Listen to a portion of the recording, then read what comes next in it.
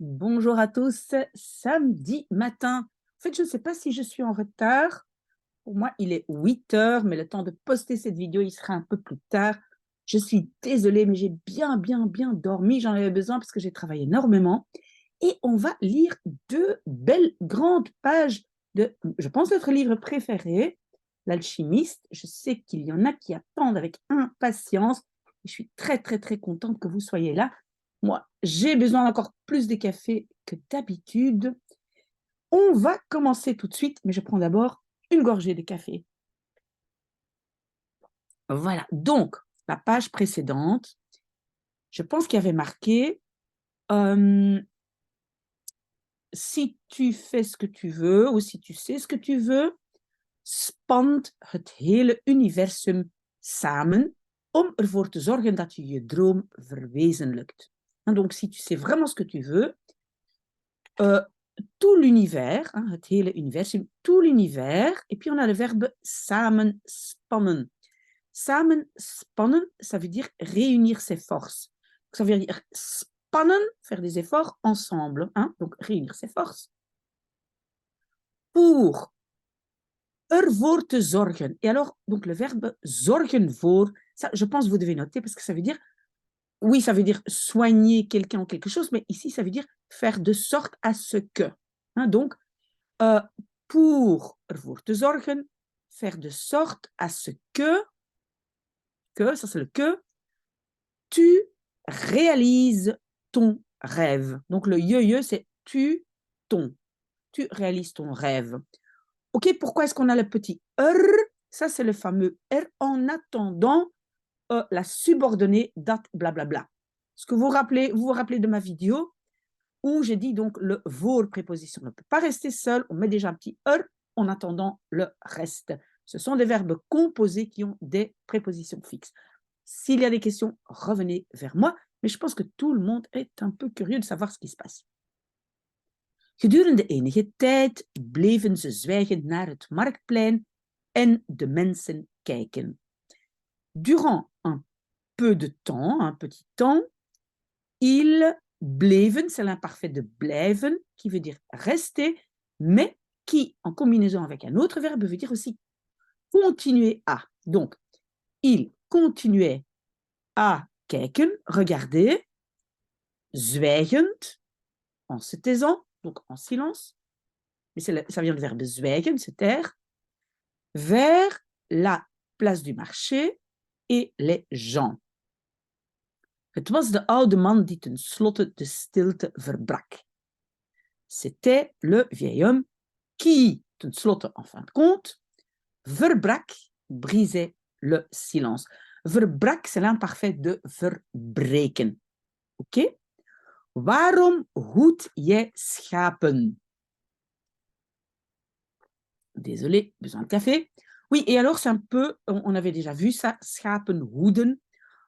C'est un peu garder des moutons, mais donc hoeden, ça c'est vraiment un peu, c'est dans cette expression. On dit ça souvent avec des moutons.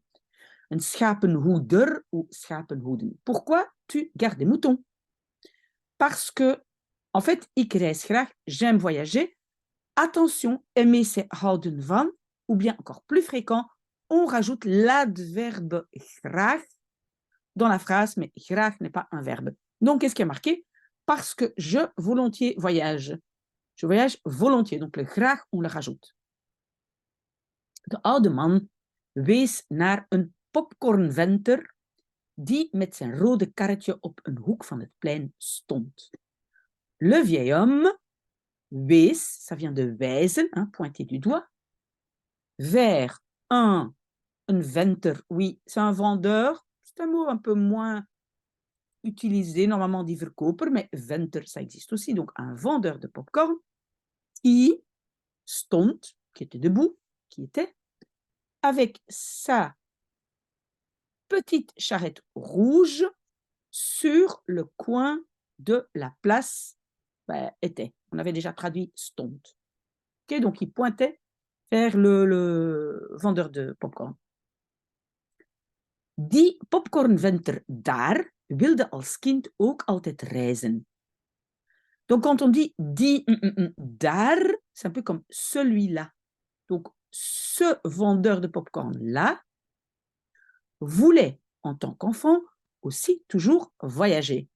Maar hij koos ervoor een popcornkarretje te kopen en jarenlang geld te sparen. Mais il choisit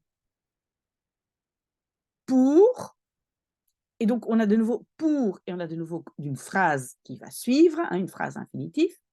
Donc il faut coller le petit r, d'accord? Il choisissait, koos, c'est l'imparfait de kiezen, mais il choisissait pour te kopen, acheter une petite charrette à popcorn et la construction continue, donc te kopen en te sparen, d'acheter et d'épargner de l'argent jarenlang pendant de longues années. J'agrandis encore un tout petit peu. Wanneer hij oud is, gaat hij een maand naar Afrika. Quand il est vieux, il va un mois vers l'Afrique. En Afrique, on va dire en français, mais en néerlandais, vers l'Afrique, parce qu'il y a comme un mouvement. Hij heeft nooit begrepen dat je altijd de middelen hebt om te doen waarvan je droomt.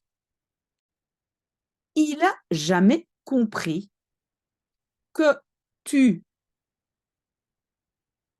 hebt, toujours les moyens, de middelen, pour plus verbe, pour acheter waarvan, ce dont tu rêves. Oui, en néerlandais, donc c'est dromen van. Le van, c'est la préposition. Et ici, donc, comme c'est une phrase relative, ben, je dois mettre le waar. En fait, c'est un peu comme de quoi tu rêves. Faire de quoi tu rêves. Souvenez-vous, avec les prépositions en néerlandais, on colle daar, waar. OK? Si ce n'est pas clair ça, vous revenez vers moi. Hij had herder moeten worden, dacht de jongen hardop. Il had moeten worden. Oui, en fait, attention maintenant, j'ai déjà parlé de ça. Normalement, on devrait traduire il avait dû devenir berger. Ou en français, on va dire il aurait dû. Mais il aurait dû, en français, c'est deux verbes, aurait dû. En néerlandais, had moeten worden. Ok, si maintenant je traduirais, non, pardon, had moeten worden. Si en français c'est aurait dû devenir, et je traduis tout textuellement, j'ai d'abord aurait, c'est zou hebben moeten worden. J'ai beaucoup trop de verbes. Donc, quand j'ai en français un conditionnel passé, par exemple aurait dû, dans ce cas-là, en néerlandais, souvent, tu utilises un plus que parfait. Je sais que j'ai déjà parlé de ça. Si vous ne trouvez pas la vidéo, je peux en faire une nouvelle. Mais donc, ça, c'est important parce que c'est souvent le cas. On évite un peu cette accumulation de beaucoup de verbes. OK? Il y a d'autres situations où ça se fait parce que j'ai encore aidé quelqu'un hier avec ça aussi. Donc, en néerlandais, parfois, on transforme un peu pour ne pas avoir autant de verbes dans une phrase. Bref, on avance. Donc, j'aurais dû devenir berger, pensait le garçon à haute voix. Hardop, c'est à haute voix. Daar heeft hij aan gedacht, zei de oude man. Donc, il a gedacht, pensé, daaraan, à cela. Vous voyez, c'est à nouveau un adverbe pronominal. Donc, la aan, préposition, mais je dois mettre un ou j'aurais pu mettre ou daar, parce que je n'ai rien avec la préposition. Donc, il a pensé à cela, disait le vieil homme. Maar popcornventers zijn belangrijker dan herders. Mais les vendeurs de popcorn sont plus importants que des bergers. Popcornventers hebben een huis, terwijl herders in de open lucht slapen. Les vendeurs de popcorn ont une maison, tandis que des bergers slapen, dorment in de open lucht, ça veut dire en plein air. Vous voyez ici, open, c'est en fait ouvert, mais en français, on va dire en plein air, pas dans l'air ouvert, non, en plein air. De mensen zien hun dochters liever met een popcornventer trouwen dan met een herder. les gens voient, donc c'est zien trouwen, voient se marier, non, voient, oui, se marier leur fille, liever, ben, ça c'est le comparatif de graag, hein, de préférence, avec un vendeur de popcorn qu'avec un berger. Oui, donc c'est vraiment important que vous compreniez l'ajout dans les phrases de graag, liever, liefst, qui en fait rajoute un élément de préférence, mais on garde la construction normale. Si ça pose problème, demandez-moi et j'en fais une vidéo. De jongen voelde een steek in zijn hart. Le garçon sentait un coup, mais un steek, c'est vraiment comme un coup de poignard, c'est quelque chose qu'on steken, c'est vraiment voilà, ce mouvement d'un coup de poignard dans son cœur. Omdat hij dacht aan de dochter van de winkelier, parce qu'il pensait à la fille du marchand. Si elle aussi, elle avait préféré un vendeur de popcorn, il était mal barré. In die plaats zou ook wel een popcornventer zitten. Dans cet endroit, donc ce village ou cet endroit où elle était, zou zitten. Ben, zou zitten, c'est un peu comme il y aurait, mais en fait, zitten, c'est un verbe de position. Hein, on a staan, zitten, hangen, etc. Donc, serait assis, c'est ça textuellement, hein, zou zitten, serait assis aussi bien un vendeur de popcorn. La concurrence. Enfin, wat de mensen denken van popcornventers en herders, vinden ze uiteindelijk belangrijker dan hun eigen legende. Donc, le vieux monsieur, il dit, bref, ce que les gens pensent des vendeurs de popcorn et des bergers, ils trouvent ça, finalement, plus important que leur propre légende. De oude man bladerde in het boek en raakte afgeleid. Le vieil homme feuilletait dans le livre et raakte afgeleid. Afgeleid, ça veut dire distrait. Raken, j'ai déjà parlé de ça, je pense, dans une vidéo TikTok, mais raken, c'est quelque chose, c'est comme devenir, c'est pas il était, et je pense qu'en français, normalement, on doit dire et il a été afgeleid, distrait, mais raken en néerlandais a quelque chose de progressif. Donc, il était de plus en plus distrait. Pas très important, mais vous devez comprendre le verbe raken, qui n'est pas uniquement toucher, mais qui est aussi quelque chose d'évolutif, il devenait. Ok, on est déjà à la prochaine page. Donc, il était distrait door het lezen van een bladzijde. Door, par het lezen, la lecture, vous voyez que j'ai substantivé mon verbe, j'ai mis het devant, d'une page. Bladzijde, c'est une pagina, une page. De jongen wachtte even. Le garçon attendait even un instant. En onderbrak hem toen op dezelfde manier als de oude man hem eerder had onderbroken. Et donc l'interrompait, donc c'est le verbe interrompre, onderbrak, non c'est le verbe onderbreken, ici c'est l'imparfait, donc il l'interrompait, alors, à ce moment-là, op dezelfde manier, de la même façon que le vieil homme hem had onderbroken. Le avait interrompu eerder, avant, plus tôt. Ok? Un peu auparavant, c'est ça, auparavant. Ok, d'accord?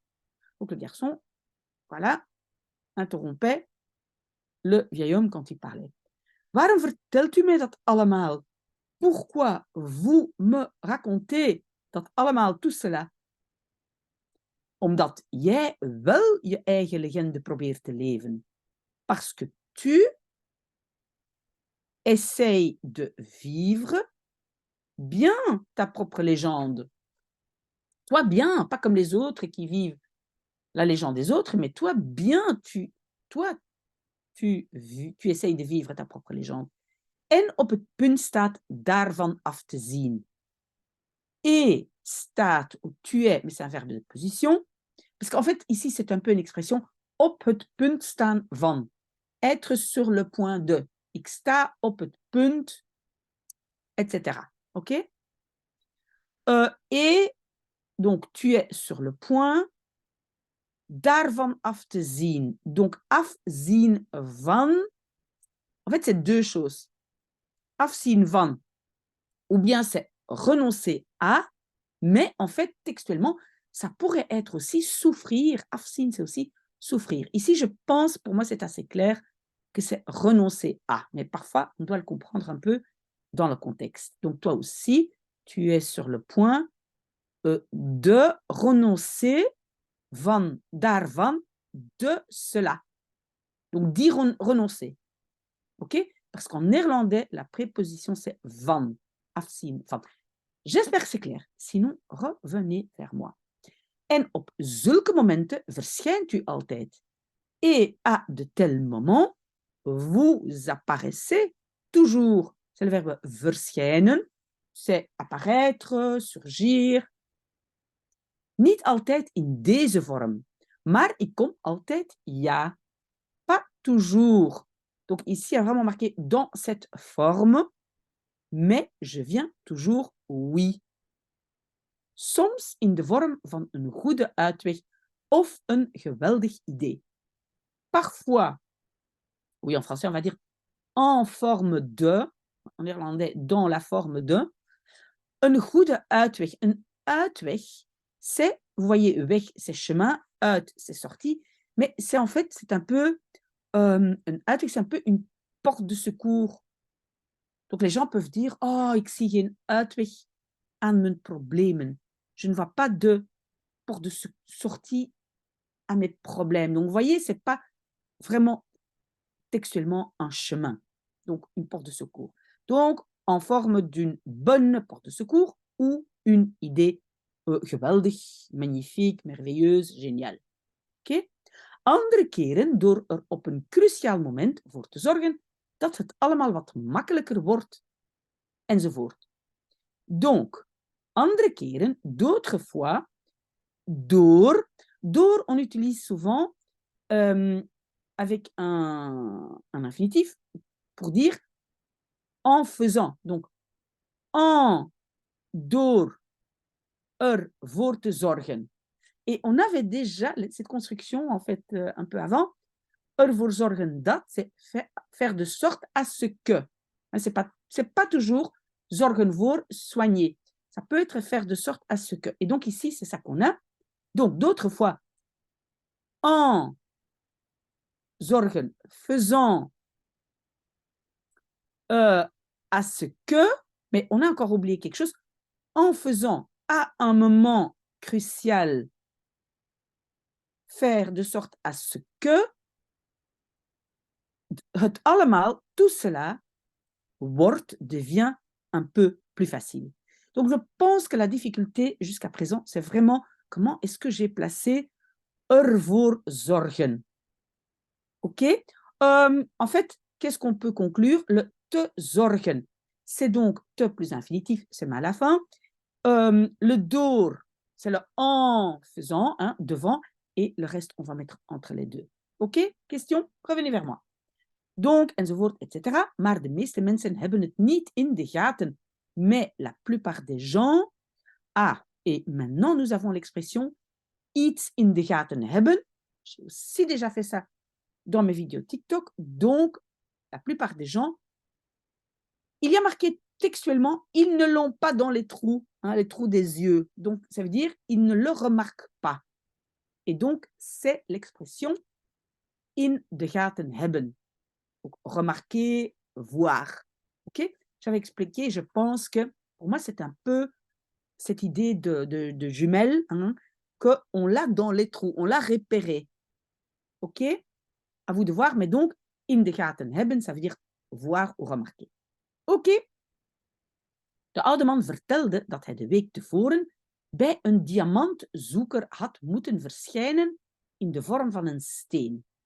Le vieil homme racontait qu'il, de week tevoren, la semaine auparavant, chez un chercheur de diamants, had moeten, avait dû apparaître en forme de pierre.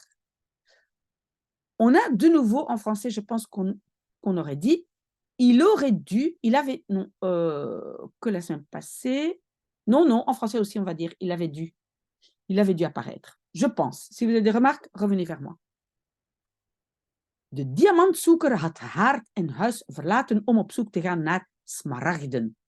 Le chercheur de diamants avait verlaten, avait quitté. Ici, c'est une petite expression, haard en huis. Haard, c'est le feu ouvert, et maison. Le feu ouvert et sa maison, ça veut dire qu'il avait tout quitté, il avait tout abandonné, tous ses biens, haard en huis, quitté, pour aller à la recherche de smaragden. Smaragden, qu'est-ce qu'on dit en français? Des émeraudes, c'est ça. Pour aller à la recherche des émeraudes. Na 5 jaar onafgebroken zoeken in de rivier,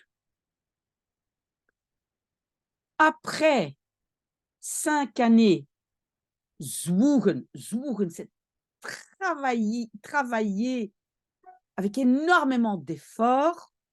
Donc, après 5 années de labeur peut-être, hein, zwoegen, travailler, onafgebroken, ininterrompu, afbreken, c'est interrompre, onafgebroken, ininterrompu, travailler comme un malade dans une rivière. Na het breken van 999.999 stenen, après het breken, vous voyez que de nouveau, on a substantivé le verbe, donc un peu comme après la cassure, hein, le fait de casser, ici, c'est 999 999 pierres. Le chercheur de diamants wil de diamantzoeker ermee ophouden. Donc, le chercheur de diamants voulait arrêter avec cela. Il voulait arrêter. Il ne voulait plus continuer. Terwijl er slechts één steen ontbrak om een smaragd te vinden. Tandis que, donc, le verbe c'est ontbrak, il y manquait uniquement une pierre pour trouver une émeraude.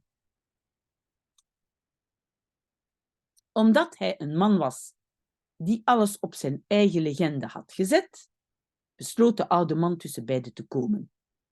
Parce qu'il était un homme qui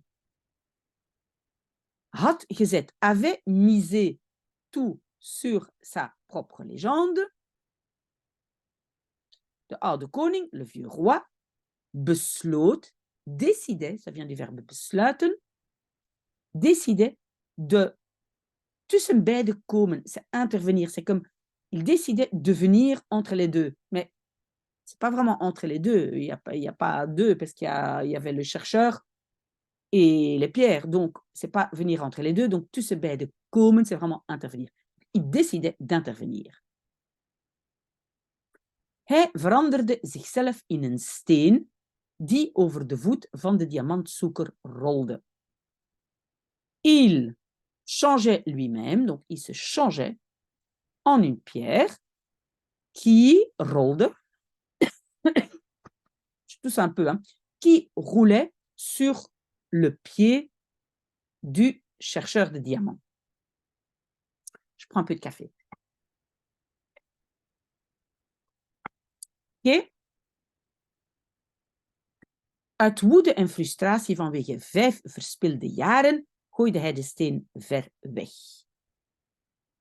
Par colère et frustration à cause de 5 années gaspillées, il weggooien, jeter, vers loin la pierre.